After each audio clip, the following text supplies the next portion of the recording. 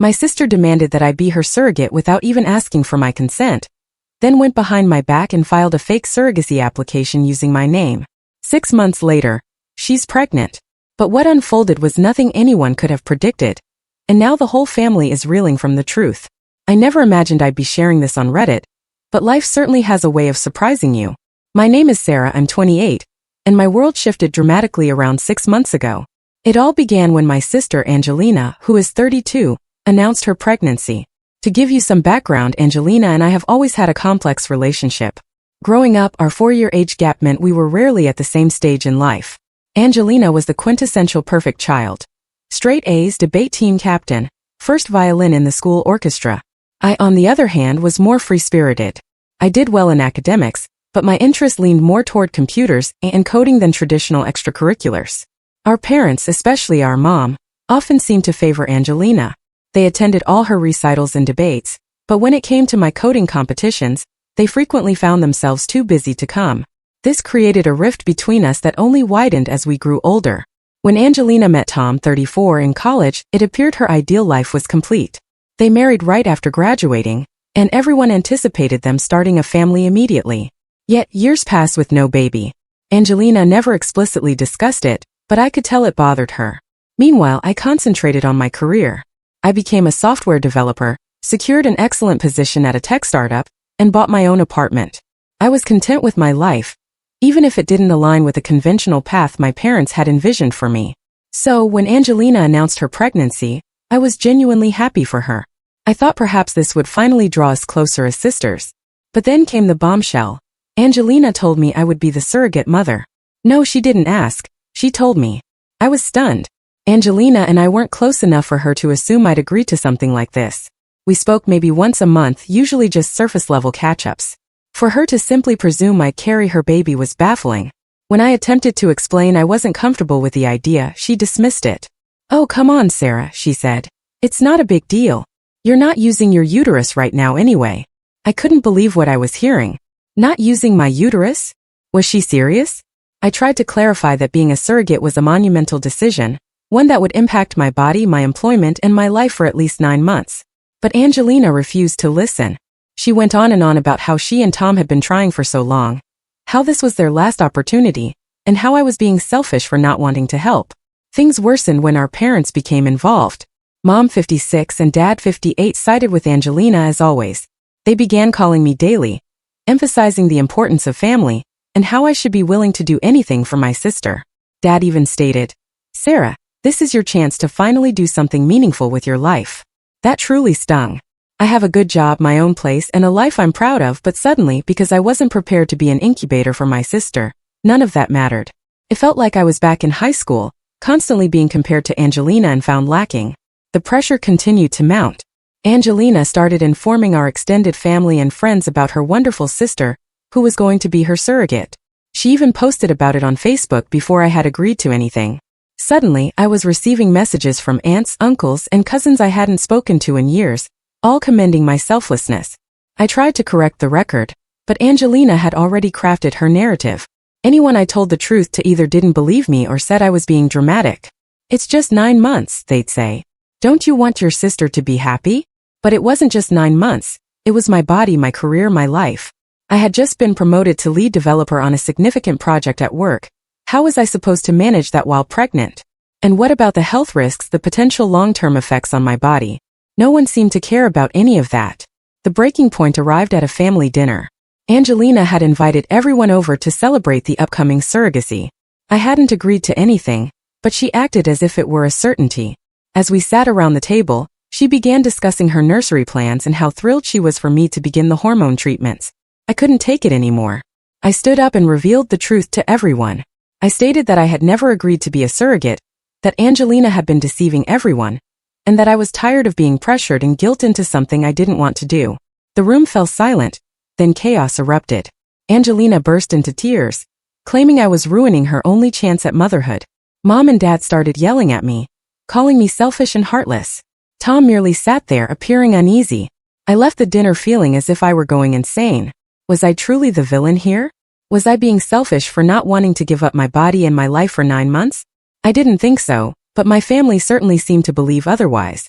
Since that night, things have been strained. Angelina isn't speaking to me. Mom and Dad continue to leave guilt-tripping voicemails. Even some of my friends have been odd about it, saying things like, "Well, if it was my sister, I'd do it." I'm holding my ground, but it's difficult. I feel like I'm losing my family over this, but at the same time, I can't believe they place this kind of pressure on me. It's my body, my choice, right? The entire situation has resurrected many old feelings from childhood. The constant comparison to Angelina, the sensation that nothing I did was ever sufficient for my parents. I thought I had moved past all that, but this surrogacy drama has brought it all back to the surface.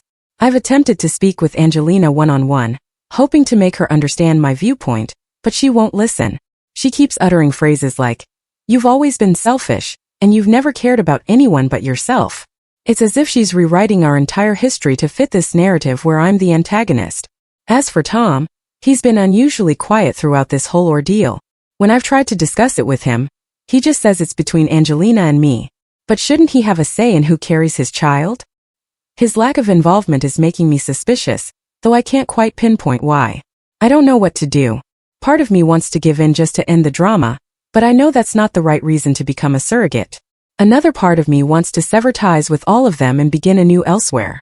I've been researching transferring to my company's office in another city, just to gain some distance from all this. But is running away truly the answer? And what if Angelina tries to proceed with this surrogacy plan with someone else? Should I warn them? I suppose I'm writing this to determine if I'm being irrational. Am I wrong for not wanting to be my sister's surrogate? How do I navigate this situation without completely losing my family? Any guidance would be appreciated because right now, I feel like I'm drowning in family drama with no clear escape. Update 1: It's been 3 weeks since my last post, and the situation has somehow managed to grow even more complicated. First off, thank you to everyone who commented on my original post. Your support and advice truly helped me feel less insane about the whole scenario. I took your suggestions to heart and resolved to maintain my stance. I made it clear to my family that I would not be a surrogate, no matter how much they pressured me. For a while things were quiet, too quiet as it turns out. Last week, I received a call from a number I didn't recognize. When I answered, it was a woman claiming to be from a surrogacy agency. She began talking about how they had received my application and were enthusiastic about moving forward with the process. I was confused at first, then horrified as I realized what had transpired. Angelina had completed a surrogacy application in my name. She had used my personal information, forged my signature, and even submitted medical records she must have somehow obtained. I was furious. This wasn't merely crossing a line. It was identity theft. I immediately called the agency back and explained the situation. They were understanding but advised me to file a police report to safeguard myself. I was torn. Filing a police report meant potentially putting Angelina in serious legal jeopardy. But simultaneously, what she did was illegal and a profound invasion of my privacy. I recalled all the times in our childhood when Angelina had gotten away with things because I didn't want to get her into trouble, like the time she broke Mom's favorite vase and blamed it on me, or when she borrowed my car in college and got into an accident. After much deliberation, I decided to file the report. It wasn't an easy choice, but I felt I needed to protect myself. What if Angelina tried something like this again? The fallout was immediate and intense.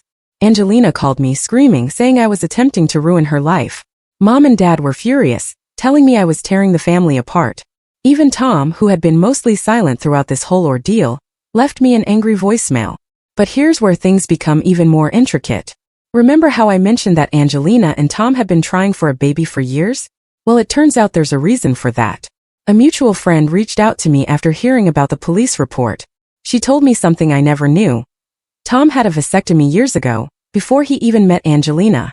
This revelation hit me hard, not only because it meant Angelina had been lying about their fertility struggles, but because it brought back a memory from years ago. When Angelina and Tom first started dating, I recall overhearing a conversation between them at a family barbecue. Tom had said something about not wanting kids, and Angelina had agreed, stating she wasn't sure about motherhood either. I hadn't thought much of it at the time, but now it seems significant. Apparently, Tom never desired children. He told Angelina this when they first started dating, and she claimed she was fine with it. But as the years went by, Angelina became fixated on the idea of having a baby.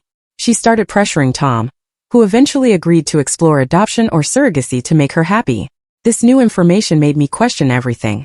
Why was Angelina so desperate for a baby when she had initially been okay with not having kids?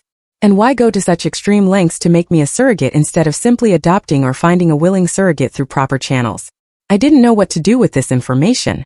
Part of me wanted to confront Angelina, to expose all her fabrications. But another part of me felt sorry for her. Was she so desperate for a baby that she'd resort to all this deception? Ultimately, I decided to speak with Tom first. I met him for coffee and recounted everything. Angelina's lies, the surrogacy pressure, and what our mutual friend had shared with me. Tom was stunned. He admitted he'd gone along with Angelina's surrogacy plan because he believed it would make her happy, but he had no idea about the extent of her deceit.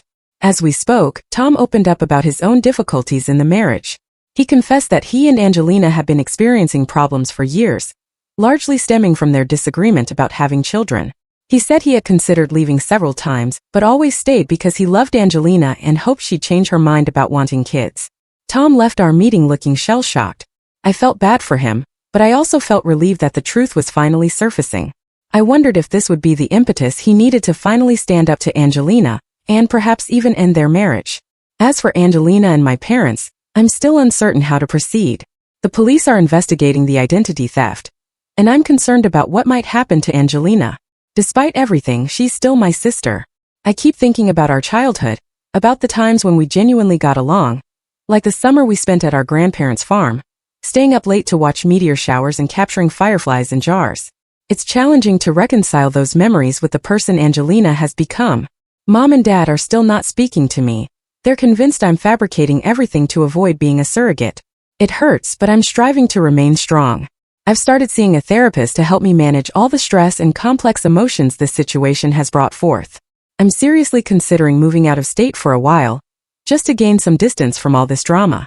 My company has an office in another city, and I'm thinking about requesting a transfer. The idea of a fresh start is appealing, but I'm also worried about running away from my problems. So that's where things stand now.